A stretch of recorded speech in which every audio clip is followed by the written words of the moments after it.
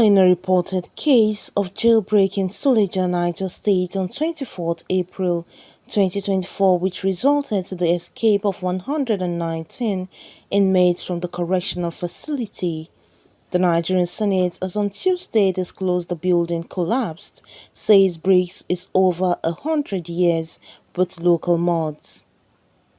The chairman of the Committee on Interior, Senator Adams Oshiomhole, stated this during an interview with press after a closed-door meeting between the committee and the Minister of Interior, Honorable Tunji Ojo.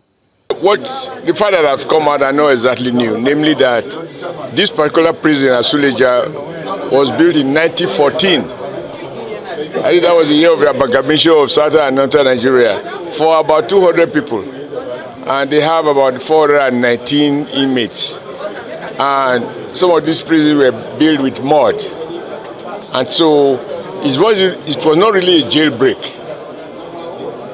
You had heavy rainfall, a storm, and then the wall fell, and then the roof.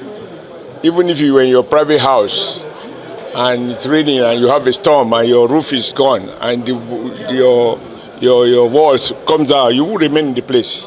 And so naturally people find escape, But the good news is that they have what it takes to retract them, and they have already rearrested some of them, and the effort is ongoing. We are satisfied, very satisfied with the minister's briefing. I believe he's doing what needs to be done. But going forward, we have to do what we have to do to appropriate more resources to modernize our prisons. They are meant to be correctional, so they are not condemnation centers. And I don't like lamenting something that we can do something about.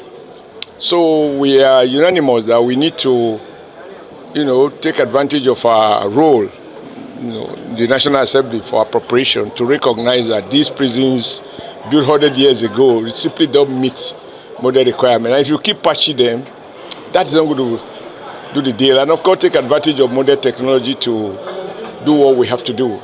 But one other sad thing, which is not quite right, is the fact that majority of people in our prisons have not been convicted. That for me is sad. Because under our laws, you are presumed innocent until you are convicted. Now, somebody fights the other and is taken to prison. A magistrate is in a hurry to remand, depending on who wants the person detained. And so we have a lot of people.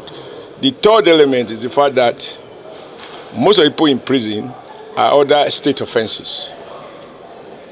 And under the Constitution, as amended, the state ought to bear responsibilities for people convicted under the laws of the state. And so if you use bias or neglect and you push people into prison, you have to spend government money to feed them there and feed them properly. But right now, the states are putting their mouth where they are not putting their money, because a lot of these offenses are state offenses. The federal offenses are not up to 10%. So there are a couple of reorganizations that needs to be done. But we, the Senate, would like to go around and see people, find out. You find some people in prison who could afford to pay 10,000 naira fine or 20,000 naira fine. As a consequence, he's in prison. And the cost of feeding him in prison is much more than the amount that the magistrate or the high court, There are a couple of things we could do differently without spending money, just having the political will to review some of the things we have taken for granted. There are a lot of countrymen and women who have no connection, who are wasting away in prison.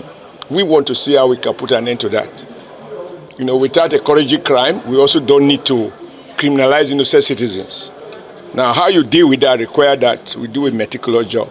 I'm happy that the minister is on the right path. He's got the job well cut out for him. He has the will, he has the determination. What he needs for us, we are ready to provide. That is to give him the legislative backing to ensure that those fine initiatives he has, that he gets the resources to address them, working together with Mr. President. The Minister of Interior, Honorable Tunji Ojo, counting the incidents, also disclosed the federal government's plan to relocate some correctional centers for better space, security, and infrastructure. Thank you very much. We spoke about the root cause of the matter, of what happened. We spoke about what we're doing. which I won't be able to say, for security reasons.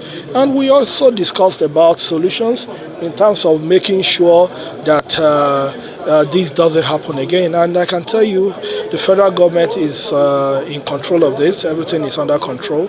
And President Bola Ahmed Tinubu is actually putting in everything through the Ministry of Interior and the Nigerian Correctional Service to make sure that there's no reoccurrence, and we have a correctional center. We have correctional center that is safe for all inmates. So what assurance are you giving to ensure that all the escapees are being brought home? Well, we're doing our best, and you can be rest assured we will not sleep until that is done, and I know it will be done soonest.